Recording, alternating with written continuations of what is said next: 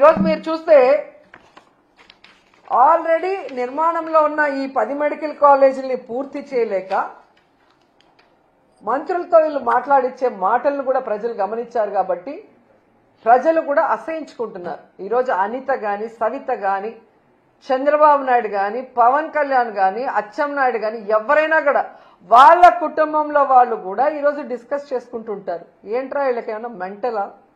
ఒక ప్రభుత్వ కాలేజీ ఉంటే పేదవాళ్ళకి మెడికల్ సీట్లు రావటమే కాకుండా ఆ వెనుకబడిన ప్రాంతంలో ఉన్న పేదలకు ఒక నాణ్యమైన వైద్యాన్ని అందించే అవకాశం ఉండి ఎందుకు ఇలాంటి పిచ్చి పనులు చేస్తున్నారని మీ బంధువులు మాట్లాడుకుంటుంటారు, మీ చుట్టుపక్కల వాళ్ళు మాట్లాడుకుంటున్నారు. గమనించండి. ఎందుకంటే కోవిడ్ వచ్చినప్పుడు ఈ చంద్రబాబు నాయుడు చేతగానితనం వల్ల ఈ రాష్ట్రంలో సరైన వైద్య సదుపాయం లేకుండా ఎంతమంది ఇబ్బంది పడ్డారో మేమంతా కళ్ళారా చూస్తాం. ఎందుకంటే మేమంతా ఆంధ్రాలో ఉన్నాం. వాళ్ళ నియోజకవర్గాల్లో ఉండి పార్టీలు చూడకుండా, కులం చూడకుండా, మతం చూడకుండా ప్రజలకు సర్వీస్ చేసిన వాళ్ళం. అలాంటి పరిస్థితి మళ్లీ రాకూడదనే జగన్మోహన్ రెడ్డి గారు 11 మెడికల్ కాలేజీలకి శ్రీకారం చుట్టారు. ఎందుకంటే వాటితో పాటు సూపర్ స్పెషాలిటీ హాస్పిటల్స్ ఉంటాయి కాబట్టి ఎలాంటి వైరస్ వచ్చినా ప్రజల్ని మనం కాపాడుకోవచ్చని ఒక అన్నలాగా, ఒక తండ్రిలాగా ఆయన పనిచేస్తే వాటిని పూర్తి చేయకుండా కక్ష సాధింపుగా 10 రూపాయలు కూడా వాటికి కేటాయించకుండా ఈరోజు వాటిని తమకు కావాల్సిన వాళ్ళకి అమ్మేసుకుంటూ మళ్లీ సిగ్గు లేకుండా మాట్లాడుతున్నారు.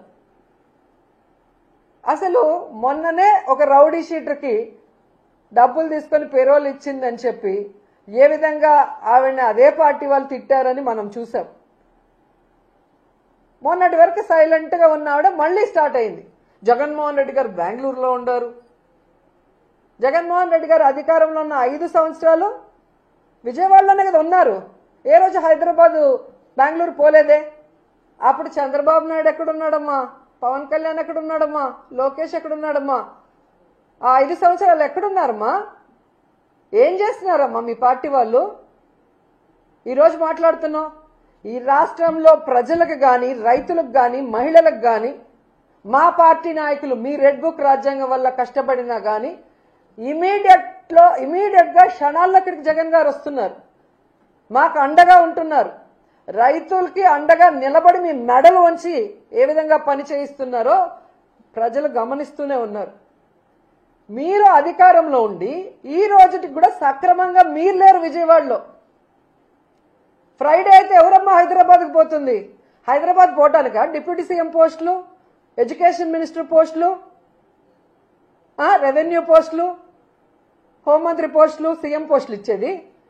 ఎవరున్నారు? ఫ్రైడే అయితే పారిపోతున్నారు, ఎంజాయ్ చేస్తున్నారు. వీకెండ్లలో 5 స్టార్ హోటల్లో రూములు పెట్టుకొని ఏ విధంగా సెటిల్మెంట్ దందాలు చేస్తున్నారో మీ పచ్చ పత్రికల్లోనే వచ్చాయి. కావాలంటే ఒకసారి చదువుకోండి. మేము రాసింది కాదు, మీ పచ్చ పత్రికలు రాసాయి.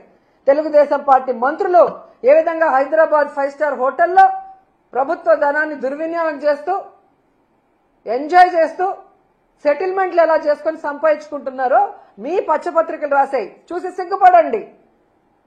మీరందరూ పారిపోవటం వల్లే ఆ రోజు ఎంజాయ్ చేయడానికి పారిపోవటం వల్లే ఆ రోజు విజయవాడ మునిగిపోవాల్సిన పరిస్థితి వచ్చింది.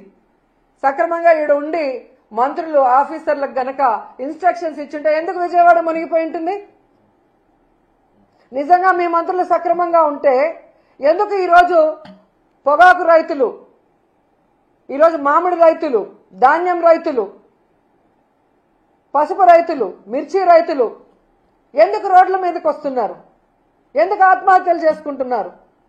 ఈరోజు యూరియా లేదని ఎందుకు రోడ్ల మీద పడిగాపులు పడుతున్నారు? ఎండనక వాననక.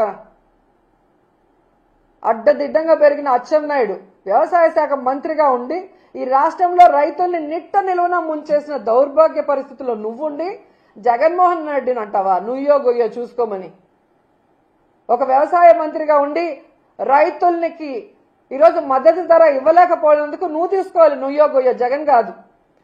ఒక వ్యవసాయ శాఖ మంత్రిగా ఉండి ఈరోజు కేంద్రం ఇచ్చిన లక్షల టన్నుల యూరియాని రైతులకి అందకుండా బ్లాక్ మార్కెట్ లో అమ్ముకొని మింగేస్తుంటే దాన్ని కంట్రోల్ చేయాల్సింది పోయి నువ్వు కూడా వాటా తీసుకున్నందుకు నుయ్యో గొయ్యో చూసుకోవాలి, జగన్మోహన్ రెడ్డి గారు కాదు. నీ నియోజకవర్గంలో ఇచ్చాపురం గణపతి అనే వ్యక్తి యూరియా దొరక్క తాను సూసైడ్ చేసుకుంటూ ఒక వీడియో, సెల్ఫ్ వీడియో పెట్టాడు. నీ దౌర్భాగ్యమైన మంత్రి వల్ల ఎలాంటి పరిస్థితి ఆ రైతుకు వచ్చిందో చెబుతూ దానికి నువ్వు నుయోగోయో చూసుకోవాలి, జగన్మోహన్ రెడ్డి గారు కాదు. నీ శాఖలో ఉన్న అఫీషియల్స్ ఈరోజు రైతులకు సమాధానం చెప్పలేక, మీ దోపిడీని చూడలేక కలెక్టర్ ఆఫీస్ ముందర ధర్నా చేశారు. సిగ్గుచేటు. దానికి నువ్వు నుయోగోయో చూసుకోవాలి, జగన్మోహన్ రెడ్డి గారు కాదు.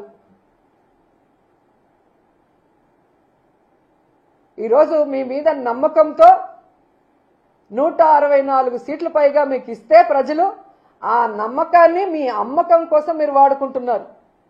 సిగ్గుపడాలి మీరు. ఇప్పటికైనా ఈ జీవోను రద్దు చేయాలి. ప్రైవేట్ వాళ్ళ చేతికి పీపీపీ ప్రైవేటీకరణకు మేము ఒప్పుకోము. ఎందుకంటే ప్రజలు ఎవ్వరు కూడా ఒప్పుకునే పరిస్థితి లేదు. ఇది ప్రభుత్వమే కట్టాలి. త్వరితగతంగా దానికి ఫండ్స్ కేటాయించి కట్టించాలని కూడా డిమాండ్ చేస్తున్నాం. లేకపోతే ప్రజలతో, విద్యార్థులతో, అలాగే స్వచ్ఛంద సంస్థలతో, అందరితో, మాతో కలిసి వచ్చే అందరితో కలిసి పోరాటం చేస్తాం. న్యాయ పోరాటం కూడా చేస్తాం. వదిలిపెట్టేది లేదు అని కూడా ఈ సందర్భంగా చెప్తున్నాం. ఈరోజు ఎంత దరిద్రంగా తయారైందంటే వీళ్ళు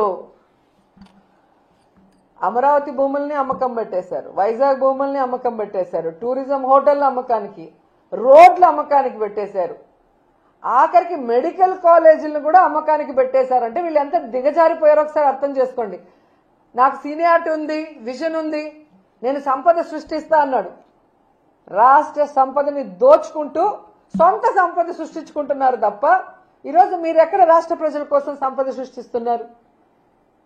ప్రభుత్వం మీ చేతిలో ఉంది, ఏమైనా చేయొచ్చని మీ ఇష్టానికి చేస్తున్నారు తప్ప ప్రజలకు ఉపయోగపడే ఒక కార్యక్రమమైనా చేస్తున్నారా? ఇవన్నీ అమ్మాల్సిన అవసరం ఎందుకు వచ్చింది? 15 నెలల్లో దాదాపుగా 1,97,000 కోట్ల రూపాయల అప్పులు తెచ్చిన మీకు, వెల్ఫేర్ స్కీమ్స్ ఇవ్వని మీకు, డెవలప్మెంట్ చేయని మీకు, పూర్తి చేయాల్సిన వాటిని కూడా నిలిపేసిన మీకు ఎందుకు లక్షల కోట్ల అప్పు చేయాల్సి వచ్చింది? ఆ డబ్బు ఏమైంది? ఇంకా ఇవన్నీ ఎందుకు అమ్మకానికి పెడుతున్నారో చంద్రబాబు నాయుడు, కూటమి ప్రభుత్వం సమాధానం చెప్పాలి. పవన్ కళ్యాణ్ ఎప్పుడో ఒకసారి అలా వచ్చి ఊగిపోవడం కాదు. ఈరోజు నువ్వు షూటింగ్లు చేసుకోవడానికి కాదు నీ కోట్లు ఇచ్చింది. ప్రభుత్వ ధనంతో స్పెషల్ ఫ్లైట్లు ఎక్కి ఎంజాయ్ చేయడానికి కాదు నీకు ఓట్లేసింది. కూటమి ప్రభుత్వంలో ఉన్నప్పుడు చంద్రబాబు నాయుడు ప్రభుత్వం తప్పు చేస్తే నిలదీయాలి, సరిదిద్దాలి అండ్ సక్రమంగా ప్రజలకి మంచి చేసే విధంగా నువ్వు నడుచుకోవాలి. కానీ నీ నియోజకవర్గం పిఠాపురంలో అమ్మాయిని రేప్ చేసినా పట్టించుకో, రైతుకి యూరియా దొరక్క ఎండల్లో వాళ్ళు నించొని రోజుల తరబడి ఏడుస్తుంటే పట్టించుకో, ఇదే పిఠాపురంలో నిరుద్యోగులకి ఉద్యోగం ఇవ్వకపోయినా, నిరుద్యోగ భృతి ఇవ్వకపోయినా పట్టించుకో. నీ ప్యాకేజ్ కరెక్ట్గా నీకు ఇస్తే చాలు. ఒక హెలికాప్టర్ కొనిచ్చేశాడు, ఇంకా ఎక్కి తిరుక్కుంటూ ఉంటున్నావు.